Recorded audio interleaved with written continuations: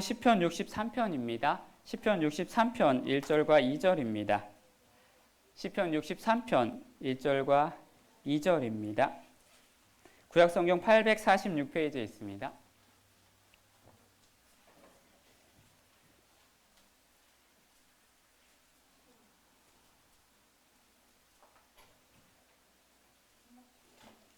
구약성경 시편 63편 1절과 2절입니다. 제63편 다윗의 시. 유다 광야에 있을 때.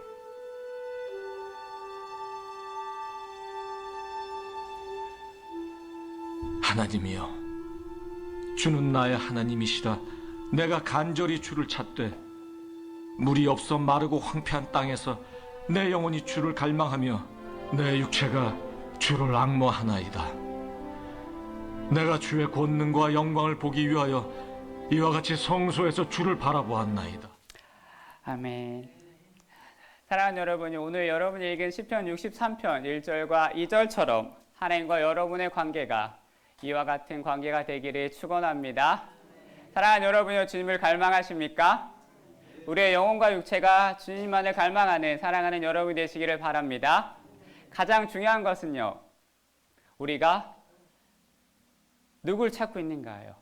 우리가 무엇을 바라보고 있느냐는 것입니다. 오늘 성경 이야기합니다. 하나님만을 찾고 찾으라고요.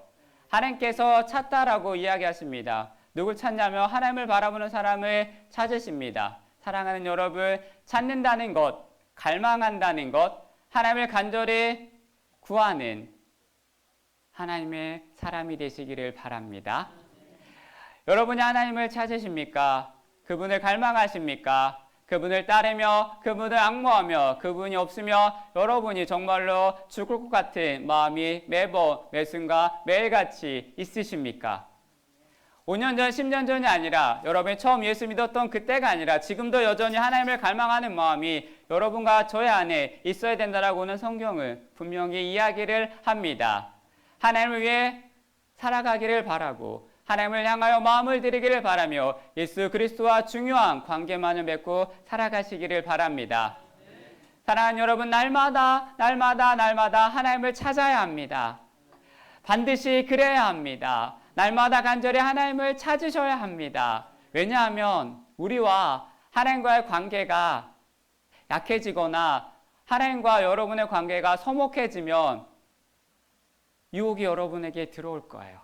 사단이 여러분에게 들어올 겁니다. 우리와 하나님과 관계가 단단해지며 유혹은 여러분에게 오지 않습니다. 그러나 하나님과 여러분의 관계가 벌어지며 반드시 사단은 그 틈을 파고들 것입니다.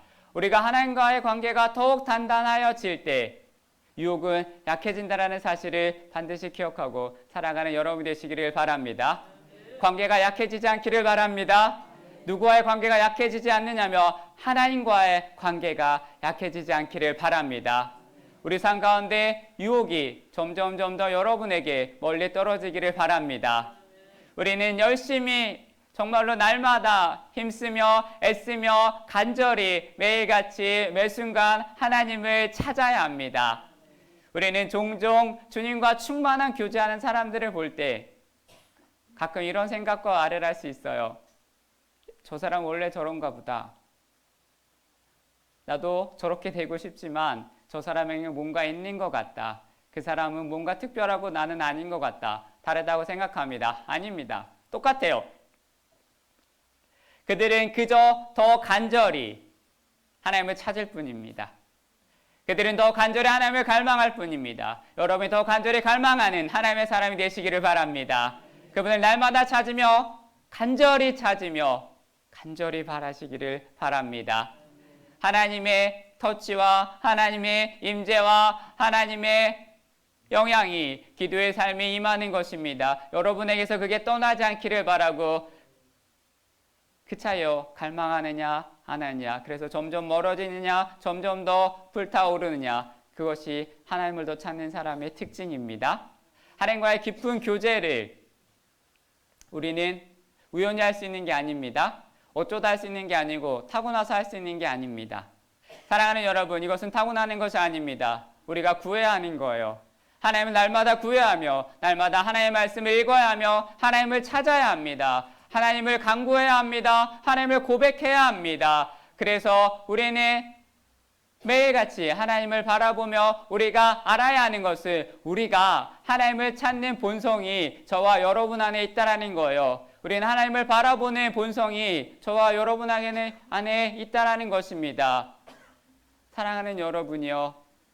그냥 행사나 시즌이나 월별이나 분기별로 찾는 것이 아니라 그분을 진정 찾고 찾는 사랑하는 여러분이 되시기를 바랍니다. 하나님과의 깊은 관계를 맺는 사랑하는 여러분이 되시기를 바랍니다. 그런 사람에게는 두 가지 특징이 있는데요.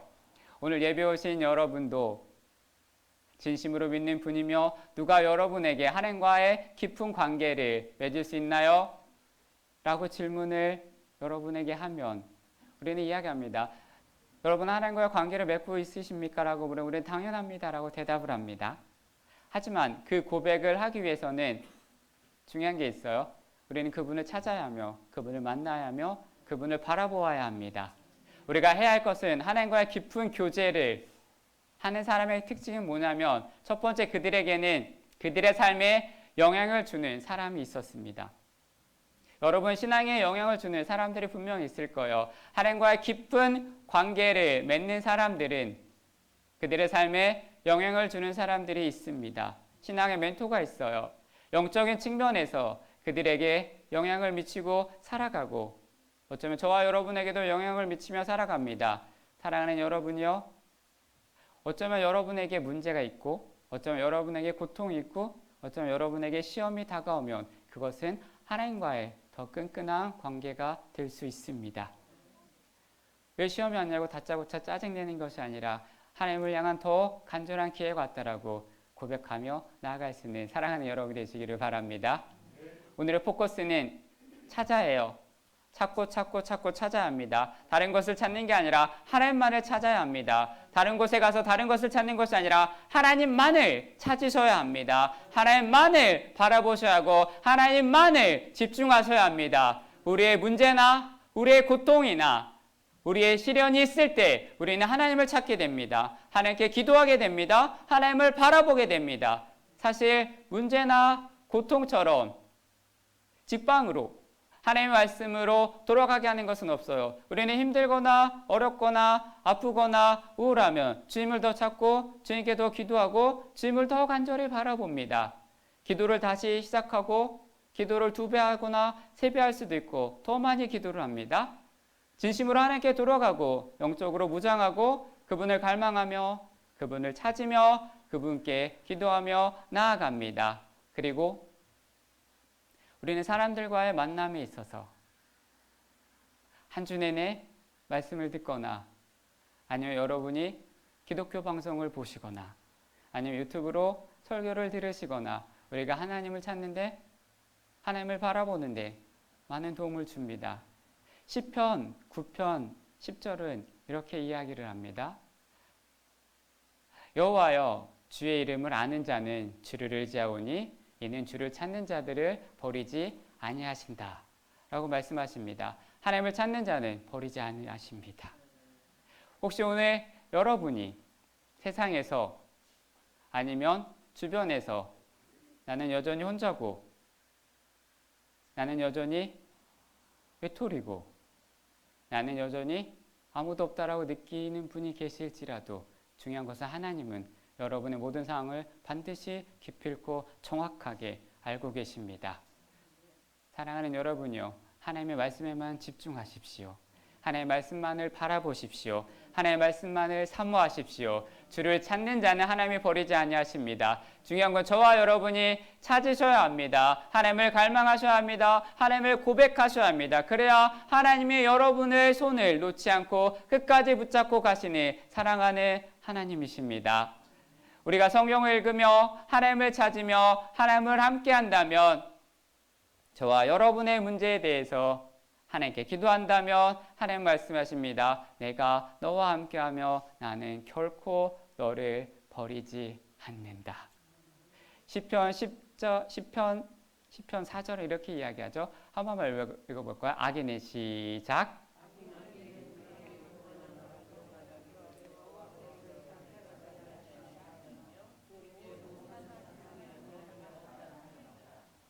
자, 악인이라고 이야기를 합니다. 악인은 하나님의 정의에 하나님을 찾지 않는 사람을 악인이라고 이야기해요. 악인은 하나님을 대적합니다. 악인은 시간을 내어 성경을 읽지 않습니다. 악인은 시간을 내어 하나님께 예배를 드리지 않습니다. 하나님과 함께 하지 않습니다. 그리고 자신의 영혼을 돌보지 않고 하나님을 의식하지 않고 살아가는 사람을 성경은 악인이라고 이야기를 합니다. 악인은 하나님을 찾지 않습니다. 그럼 의인은 하나님을 찾는 사람이에요. 하나님을 찾을 수밖에 없는 사람입니다. 악인은 그의 교만한 얼굴로 말하기를이라고 성경 이야기하죠. 교만한 얼굴, 이거예요. 나는 하나님을 찾을 필요가 없다. 나는 지금 괜찮다. 내 상태는 괜찮고 나는 지금 멀쩡하다. 나는 지금 등 따시고 배부르고 편하다. 아직은 괜찮다. 나는 구원을 받았고 나는 교회도 나간다. 주일은 나는 그래서 천국에 갈 것 같다. 그러니 하나님을 찾을 필요가 없다. 우리가 어떤 일이 생겼을 때 우리의 마음에, 여러분의 마음에 가장 마지막으로 들고 가장 마지막으로 드는 생각이 하나님이라면, 여러분에게 시험이 오고 여러분에게 기쁨이 오고 여러분의 행복이 오고 여러분에게 슬픔이 왔을 때 가장 마지막에 여러분이 생각나는 분이 하나님이라면 우리는 하나님을 찾고 있는 게 아닙니다. 하나님을 찾는 사람은 가장 먼저 하나님이 생각나게 되어 있어요. 마음에 가는 단어가 떠오르게 되어 있습니다. 문제와 시험과 환경에 매달리는 게 아니라 문제와 환경을 해결하려고 주변 사람에게 전화기를 두드리는 것이 아니라 우리는 기도를 선택을 해야 하며 하나님을 고백해야 합니다. 하나님을 찾아야 합니다. 하나님만을 바라봐야 합니다. 세상에 나아가 나를 도와달라고 말을 하기 전에 하나님 나를 도와주옵소서라고 제일 먼저 여러분의 입술에 고백되어지는 단어가 하나님이어야 합니다. 그게 하나님이 찾는 사람이라는 거예요. 두 번째, 세 번째, 네 번째 할 수 없어서 교회 와서 하는 것이 아니라 첫 번째가 하나님이 되셔야 합니다. 매 순간 매일같이 우리는 그분을 바라보며 그분을 찾아야 하며 그분께 고백을 해야 합니다. 문제와 시험이 닥칠 때마다 하나님을 찾는 것이 아니라 우리는 매 순간 주님을 바라보며 주님께 나와 매 순간 매일같이 고백하며 그분의 말씀을 기억하며 그분의 말씀만을 들으며 하루하루를 살아가는 방향을 바로 잡아야 한다라는 것입니다. 시편 27편 8절은 이렇게 이야기하죠. 너희는 내 얼굴을 찾으려 할 때 내가 마음으로 주께 말하되 여호와여 내가 주의 얼굴을 찾으리라 하셨나이다 라고 이야기합니다. 9절 한 번만 읽어볼까요? 시작.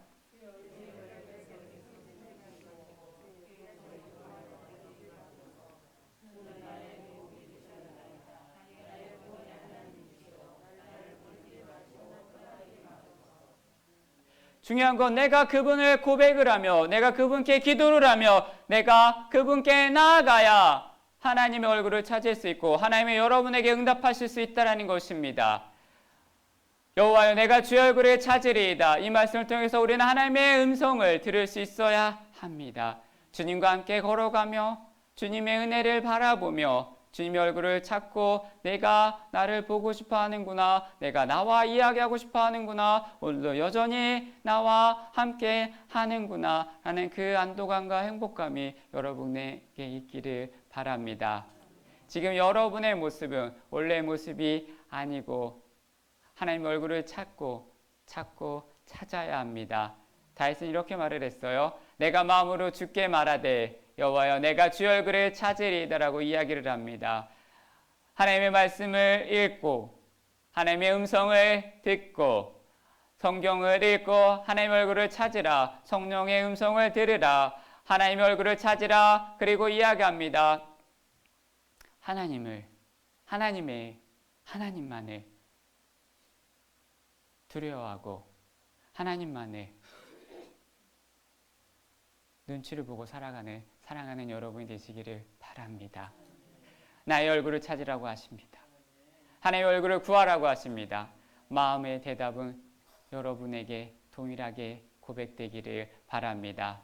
시편 34편 10절은 이렇게 이야기하죠. 읽어볼까요? 시작. 젊은 사자는 궁핍하여 주릴지라도 여호와를 찾는 자는 모든 좋은 것에 부족함이 없으리로다. 여러분이 하나님을 찾고 하나님과 더 깊은 교제, 더 깊은 은혜, 관계를 맺기 위해 노력해서 하나님을 찾는다면 여호와를 찾는 자에게 하나님은 모든 것에 부족함이 없게 하신다라고 말씀하십니다. 여러분 지금 하나님을 찾는 것에 부족함이 없는 사람입니다. 우리가 하나님을 찾기만 하며 우리의 필요한 모든 것을 그분이 채워주십니다. 우리의 삶에, 여러분의 삶에 무엇이 됐든, 배우자가 됐든 동반자가 됐든 가족이 됐든 무엇이 있든 여러분에게는 차고 넘칠 거예요. 남편과 아내의 존재가 좋은 것이라는 사실을 우리는 잘 압니다. 축복받은 자녀가 여러분에게 있는 것은 좋은 일입니다. 비결이 뭘까요? 세상이 말을 해요. 금슬이 좋아서요? 아니죠. 세상이 여러분을 보고 주변의 사람들이 여러분을 보고 저 가족을 봐. 뭔가 다르다. 저 가족 뭔가 틀려. 저 가족 뭔가 축복이 있을 거야. 라는 말을 기필코 반드시 들으시기를 바랍니다. 그러려면 하나님을 찾고 찾으셔야 합니다. 하나님을 찾아서 그렇게 된 거예요. 우리는 능력이 있어서 그렇게 된 것이 아니라 하나님을 찾아서 하나님의 축복이 여러분에게 온 것이고 하나님의 평강이 여러분에게 온 것이고 하나님의 성령의 임재가 하나님을 찾아서 여러분에게 있는 것입니다. 그것을 잃어버리지 않는 사랑하는 여러분이 되시기를 바랍니다. 여러분이 하나님을 바라보고 하나님을 고백하신다면 우리에게는 부족함이 없을 것입니다. 집, 차, 직장, 축복, 성공, 형통, 아니면 치유, 아니면 능력, 하나님의 뜻, 이 모든 것은 하나님을 찾을 때에만, 하나님을 부르짖을 때에만, 하나님을 바라볼 때만 하나님이 여러분에게 주실 것입니다. 사랑하는 여러분, 성경이 이야기하죠. 젊은 사자는 궁핍하여도 우리에게는 부족함이 없다. 날마다 찾으셔야 하고 날마다 고백하셔야 합니다. 그 고백이 끊이지 않기를 바랍니다. 그 고백에 주님 앞에 서는 그때까지 여러분의 믿음이 떨어지지 않기를 바랍니다. 내가 그 어느 것도 막지 않을 것이다. 높을 때나 낮을 때나 많을 때나 적을 때나 좋을 때나 나쁠 때나 말씀을 읽고 말씀을 바라보며 하나님 안에 머물러 하나님을 찾으셔야 합니다. 기분이 좋을 때나 슬플 때나 아플 때나 어려울 때나 항상 희노애락 주를 바라보며 주만을 고백하며 여러분의 입술에 하나님이 떠나지 않는 아름다운 축복이 있기를 바랍니다. 매일매일 날마다 진심으로 주를 찾으셔야 합니다. 시편 40편 이렇게 이야기하죠. 주를 찾는 자는 다 주 안에서 즐거워하고 기뻐하게 하시며 주의 구원을 사랑하는 자는 항상 말하기를 여호와는 위대하시다 하게 하소서. 주를 찾는 자는, 주님을 바라보는 자는 즐거워할 수밖에 없고요. 주님을 바라보는 자는 기뻐할 수밖에 없습니다. 저와 여러분이 하나님을 바라보며 하나님 안에 거하고 주님과 동행하며 그분이 여러분에게 기쁨과 즐거움과 행복을 주실 것입니다. 하나님 우리에게 어떠한 삶의 자리에 있다 할지라도 어떤 환경에 있다 할지라도 어느 곳에 있다 할지라도 기뻐라고 말씀하십니다. 왜냐하면 우리에게는 기쁨이 있어요. 세상에서 오는 것이 아니에요. 그 기쁨은 세상이 여러분에게 주는 게 아닙니다. 우리의 행복은 우리가 일을 잘해서 오는 게 아닙니다. 우리가 노력해서 오는 게 아닙니다. 우리의 기쁨의 원천은 예수 그리스도이십니다. 여러분의 행복의 근원은 예수 그리스도이십니다. 여러분의 축복의 근원은 예수 그리스도이십니다. 그리고 그분이 저와 여러분의 삶의 중심이 되어야 합니다. 중심에서 점점점 예수 그리스도를 밀어내지 않는 하나님의 사람이 되시기를 바랍니다. 주님은 말씀하셨어요. 너희가 나를 찾으면 너의 삶에 언제나 즐거움과 기쁨이 있을 것이다. 하나님만을 찾으시기를 바랍니다. 예레미야는 이렇게 이야기했어요. 여호와의 말씀이니라.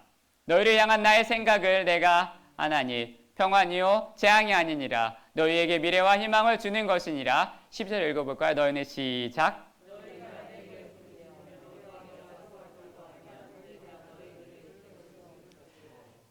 13절입니다. 시작.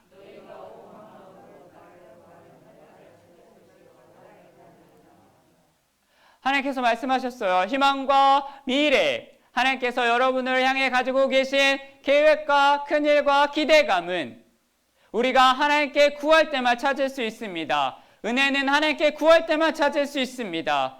하나님의 임재는 하나님께 고백할 때만 여러분에게 부어지실 것입니다. 너희가 온 마음으로 나를 구하면 나를 찾을 것이요. 중요한 건 먼저 우리가 주님을 바라보아야 하고 주님을 구해야 하고 우리의 마음을 주님께 올려드려야 합니다. 하나님만을 찾으셔야 합니다. 다른 것에 여러분의 마음이 분산되지 않기를 바랍니다. 성령에 충만해야 임재가 하나님의 사람이 되기를 바랍니다. 중요한 건 우리는 종교적인 사람이 아니에요. 그냥 왔다 갔다 하는 사람이 아닙니다. 머리로 하는 사람이 아닙니다. 우리는 진심으로 절실하게 하나님만을 찾는 사람입니다. 우리에게 없는 것을 매 우리를 점검해야 합니다. 내가 하나님을 놓치고 있는지, 내가 하나님의 생각과 세상의 생각에 어느 것에 더 오늘 마음이 갔는지, 내가 오늘 하나님의 말씀이 밀렸는지 우리는 매일같이 점검하며 살아가셔야 합니다. 그래야 하나님의 뜻을 할 수 있고 하나님을 바라볼 수 있습니다. 여러분의 삶을 향하여 가지고 계신 하나님의 방향과 계획과 비전과 계획이 있어요. 그대로 가려면, 하나님 원하는 길에 가려면 하나님께 물어야 합니다. 하나님을 찾아야 합니다. 하나님께서 들려주시는 대로 가야 합니다. 안 그러면은 헛길로 갈 거예요. 안 그러면 수고만 할 거예요. 너에 대한 내 계획은 내가 알고 있다. 만물을 창조하신 그 하나님이 알고 계십니다. 그 하나님에게만 구할 수 있는 사랑하는 여러분이 되기를 바랍니다. 그래야 우리는 시간 낭비 아니면 열정을 낭비하지 않고 돈을 낭비하지 않고 살아갈 수 있습니다. 내가 나를 찾으면 내가 너의 삶을 인도할 거다 라는 이 음성이 오늘도 여전히 여러분 가운데, 여러분의 가정 가운데, 여러분의 직장 가운데 있기를 바랍니다. 사랑하는 여러분이요, 내가 너의 길을 인도할 것이다. 나를 바라봐라. 나를 찾아라. 나에게 고백해라. 내 안에 있는 세상적인 생각과 더러운 것을 끊어버리고 예배하며 나를 찾으라고 하십니다. 매 순간 하나님만을 찾는, 하나님만을 위해서 기도하는, 하나님을 바라보는, 사랑하는 아름다운 삼성교회 여러분이 되시기를 바랍니다. 하나님은 그의 백성의 간절한 간구를 들으십니다. 그의 존재를 잃어버리지 아니하십니다. 대충 그냥 부르면 오시지 않아요. 대충 그냥 세상 이름 부르듯이 부르면 하나님은 여러분에게 오지 않습니다. 하나님과의 멋진 관계를 갖는 하나님의 사람이 되시길 바라요. 그분을 간절하게 찾으십시오. 그분을 간절하게 바라보십시오. 그분을 날마다 바라보시려면 우리는 성경을 매일같이 바라보며 닳도록 주님의 말씀을 기억하며 살아가셔야 합니다. 말씀을 찾고 말씀을 들으며 말씀으로 충만해져 이것을 위해 우리는 부르심을 받았습니다. 그분의 뜻을 알기 위해 부르심을 받았고 그분의 택함이 있어 이 땅에 보내졌고 그분의 계획이 있어 오늘도 여전히 우리는 살아갑니다. 그 하나님을 향하여 살아갈 수 있는 사랑하는 여러분이 되시기를 바랍니다. 주님은 말씀하십니다. 뭐라고 말씀하시냐면 내가 너의 삶을 확정했고 내가 너를 기억하고 내가 너를 안다. 하나님은 여전히 저와 여러분의 삶 가운데 계십니다. 우리가 하나님을 찾을 때 여러분의 능력이 임할 것입니다. 그래서 우리는 주만을 바라보고 살아갈 수 있는 사랑하는 여러분이 되시기를 바랍니다.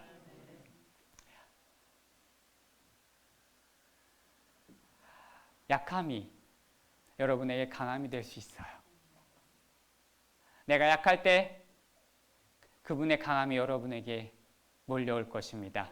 내가 그분을 찾게 된다면 그분의 능력이 여러분에게 부어지실 것입니다. 내가 그분을 바라볼 때 그분이 나를 형통하게 하실 것입니다. 사랑하는 여러분요, 하나님의 축복이, 하나님의 임재가, 하나님의 사랑과 하나님의 능력이 찾을 때, 고백할 때 온다는 사실을 기억하고 살아가시기를 바랍니다. 여호만을 찾으십시오. 세상을 찾지 말고 하나님만을 찾으십시오. 하나님만을 바라보십시오. 그래서 오늘 여러분이 집에 돌아가서 한 달 할지라도 가장 꼭 기억해야 될 것은 내가 여호와를 찾는 동안에는 하나님이 나의 삶을 형통하게 할 것이다 라는 그 고백이, 그 음성이, 그 믿음이 여러분에게 있기를 바랍니다. 하나님을 찾고 찾아 하나님의 형통이, 하나님의 임재가 여러분에게 충만하게 채워지기 바랍니다. 중요한 건 찾으셔야 돼요. 하나님의 얼굴을 구하라고 말씀하시지만 우리는 가끔 정확하게 알아요. 내가 하나님과 멀어져 가고 있을 때가 있어요. 내 믿음이 식은 것도 나는 알아요. 그냥 되는 대로 살아가고 있을 때도 있어요. 그래도 우리는 알아요. 나는 하나님의 얼굴을 구하지 않고 있을 때도 있어요. 그리고 우리는 말을 해요. 바빠요. 힘들어요. 조금 이따 할게요. 다음 주에 할게요. 한 달 후에 할게요. 그럴 때 여러분에게 문제가 닥칩니다. 창세기 4장 7절은 이렇게 이야기해요. 내가 선을 행하면 어찌 낯을 들지 못하겠느냐? 선을 행하지 아니하면 죄가 문에 엎드려 있느니라. 죄가 너를 원하나 너는 죄를 다스릴지니라. 사랑하는 여러분, 사랑하는 사람들의 얼굴이나 아니면 여러분의 집을 한번 생각해 보세요. 여러분과 여러분의 남편과 여러분의 아내, 여러분의 손자, 손녀들이 모두 얼굴을 한번 생각해 보세요. 집이 있어요. 집에 모두 있는데 죄가 여러분을 원합니다. 문 밖에서, 현관문 밖에서 정말 웅크리고 있다가 여러분에게 들어오려고 웅크리고 있다가 기회를 보고 있어요. 들어와서 여러분의 상태를, 영혼을 찢어 놓으려고 하고 있어요. 그러나 하나님 말씀하십니다. 너는 죄를 다스릴지라 라고 말씀하십니다. 죄는 여러분의 문 앞에 웅크려져 있고 사단은 항상 여러분 옆에 붙어서 여러분이 틈을 벌어지기를 기대하고 있습니다. 여러분의 가족이 매우 화목하고 좋을 수 있습니다. 행복할 수 있습니다. 그러나 죄는 여러분의 집 문 앞에 웅크려져 있을 수 있어요. 제가 일부러 부정적으로 말을 하는 게 아니고 그냥 그렇게 말씀드리고 싶은 것은 죄가 우리를 지배할 수 없고 우리의 삶은 그렇게 되지 않습니다. 하나님 말씀하셨습니다. 우리가 하나님을 찾으면 그분이 힘을 주고 그분이 저와 여러분의 삶을 지키고 보호하실 것입니다.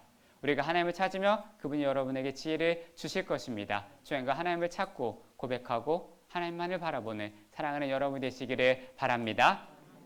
하나님을 찾으면 하나님이 도와주십니다. 나의 얼굴을 찾으라. 언제까지? 주 옆에 갈 그날까지. 끝까지 평생 놓지 않는 사랑하는 여러분이 되시기를 바랍니다. 그래서 오늘 성경 말을 해요. 주만을 바라보고 주만을 기억하며 주만을 찾으라. 오늘 이 밤에 다시 한번 하나님, 제가 하나님만을 바라보며 하나님만을 찾으며 메마른 나의 심령에 주의 물이 흐르듯 내 영혼이 주의 은혜를 채워지는 아름다운 삶이 되게 도와주옵소서라고 진심으로 하나님을 바라보고 살아갈 수 있는 사랑하는 여러분이 되시기를 바랍니다. 한 가지 제가 간증 이야기를 이야기하고 마치려고 하는데 북한 선교에 목숨을 거신 한 목사님이 계세요. 이상 목사님이라고 계시는데 그 모통이들 선교인데 그분이 간증을 들었는데 처음 듣는 간증인데 굉장히 충격을 먹었어요. 뭐냐면 이분이 오래전에 중국에 가셨습니다. 중국에 가셔서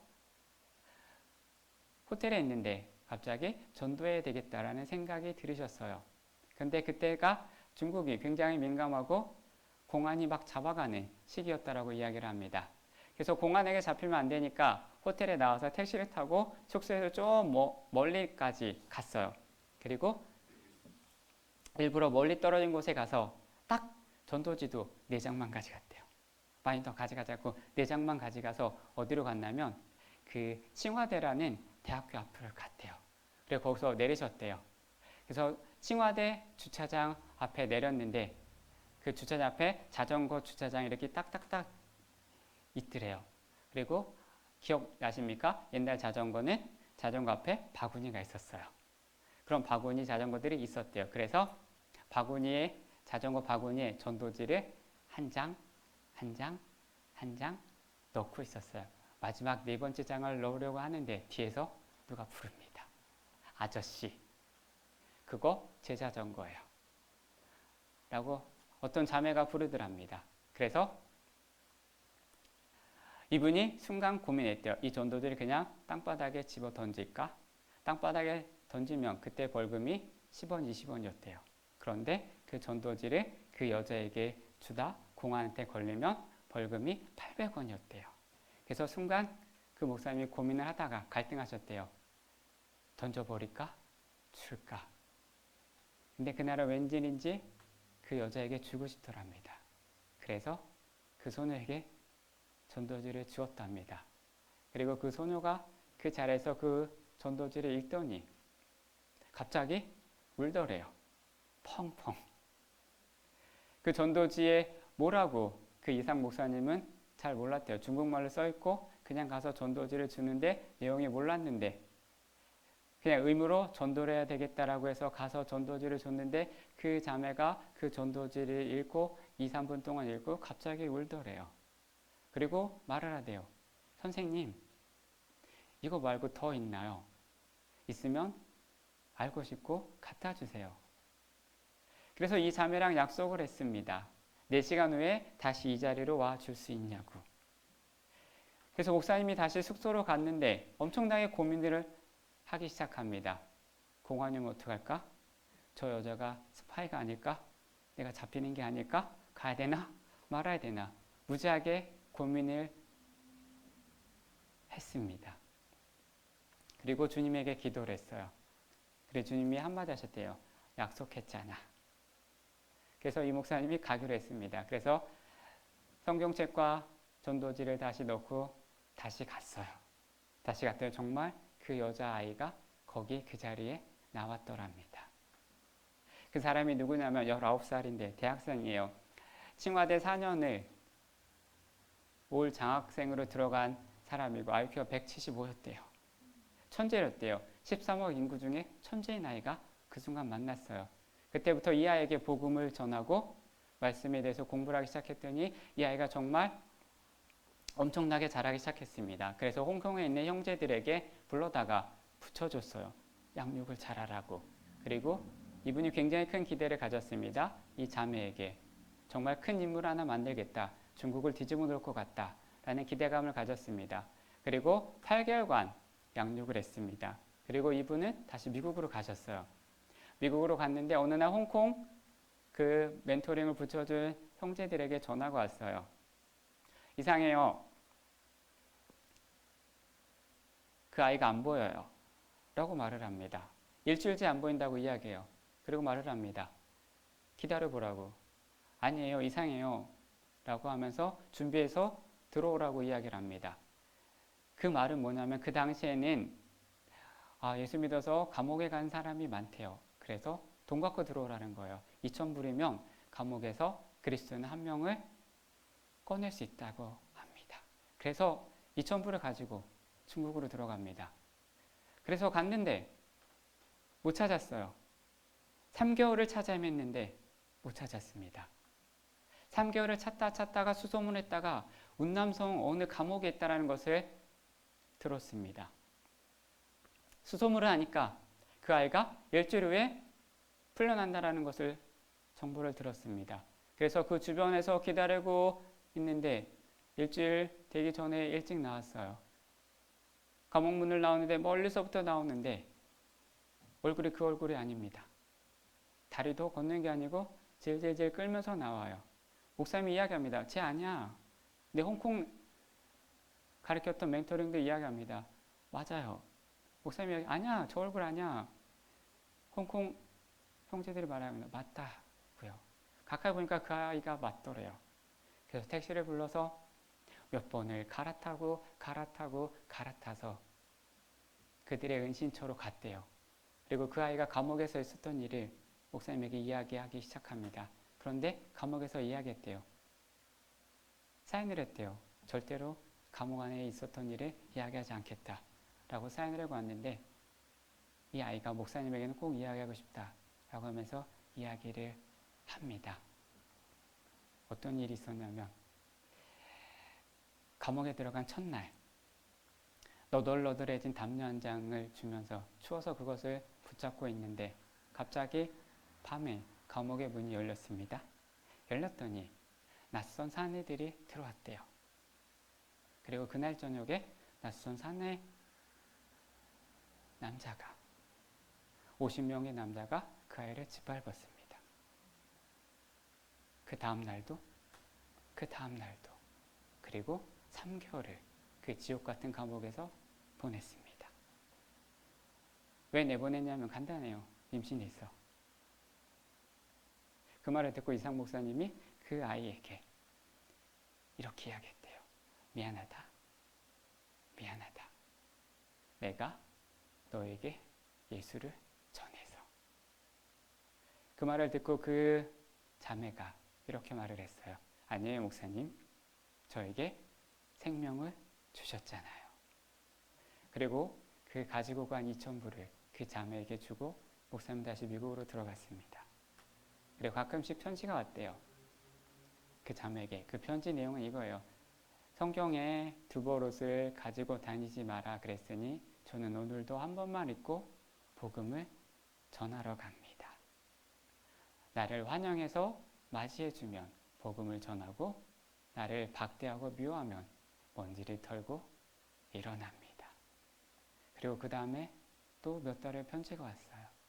그 편지의 내용이 이렇게 써 있어요. 이렇게라도 해서 가장 인간이 당할 수 있는 가장 억울하고 고통스러운 비천한 삶에까지 나를 내려놓게 하셔서 하나님의 사람으로 만들게 해주셔서 주님을 찬양합니다. 그리고 몇 개월 후에 홍콩에서 양육했던 사람들에게 연락이 왔어요. 목사님, 그 아이는 죽었어요.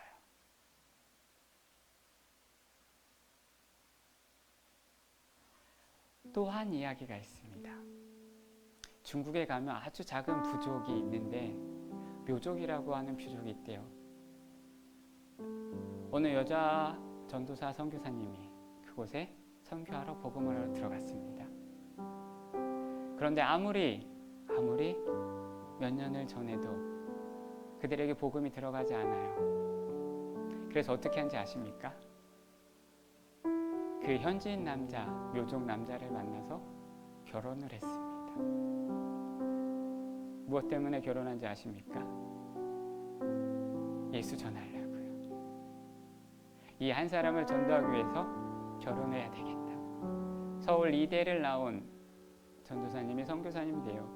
아무도 알아주지 않는 부족, 움막에 살고 있는 그 부족, 그 현지에 가서 복음을 전하는 하나님의 마음을 주셔서 이 형제를 사랑해라, 이 형제를 불쌍히 여겨라, 이 형제를 살려라 라는 그 마음을 주셔서 아무리 전도를 하고 아무리 양육을 해도 복음이 들어가지 않으니까 그 남자를 사랑해서 결혼을 했습니다. 한번 이 질문에 대답을 해보실래요? 만약 그 전도사님이 여러분의 딸이라면 여러분은 그 결혼을 허락할 수 있으시겠습니까? 만약 제 딸이 그런다면 저는 허락할까요? 대답을 못했어요. 곰곰이 생각했는데 답이 안 나와요. 하늘을 생각하면 정말로 영광스럽고 아름다운 일입니다. 사랑하는 여러분이요, 하나님을 찾아 복음으로 살아가십시오. 우리는 말은 참 잘해요. 말은 되게 쉬워요. 남의 말은 더 잘해요. 사랑하는 여러분이요, 주를 향한 갈망이 꺾이지 않길 바랍니다.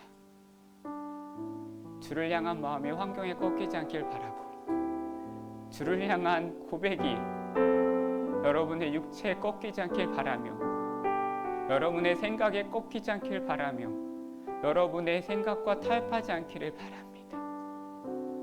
하나님만을 찾고 찾아 여러분의 생각에 다른 생각이 들어오지 않기를 바라며 죄가 여러분의 틈에 들어올 틈을 주지 마십시오. 오늘 예배를 마치고 여러분이 돌아갈 텐데 돌아가서 다시 일상에 돌아가서 아무 일 없듯이 살아가지 마시고요. 주님이 주시는 그 갈망을 찾아 주님을 찾고 찾아 주님께 기도해서 예수의 삶으로 살아내는 사랑하는 삼성교회가 되기를 바랍니다. 예배 드린 것으로 만족하지 마시고 교회 온 것으로 만족하지 마시고 하나님을 향한 갈망이 여러분에게 꺼져가는지 우리 매일같이 점검하며 살아가셔야 합니다. 주님이 나를 위해 십자가에 달려 돌아가신 그 예수 그리스도의 피 묻은 복음이 여전히 여러분의 심장에 살아뛰고 있는가? 하나님이 부활하셔서 이 땅에 다시 오실 텐데 그 부활을 기대하고 살아가고 있는가? 하나님의 말씀이 내 삶에 살아 움직이는가? 여전히 내 순간순간마다 하나님을 의지하며 살아가고 있는가? 그러면 우리는 항상 점검하며 살아갈 수 있는 사랑하는 여러분이 되기를 바랍니다. 우리 찬양 하나 하고 기도할 건데요. 이 찬양의 가사가 여러분의 가사가 되기를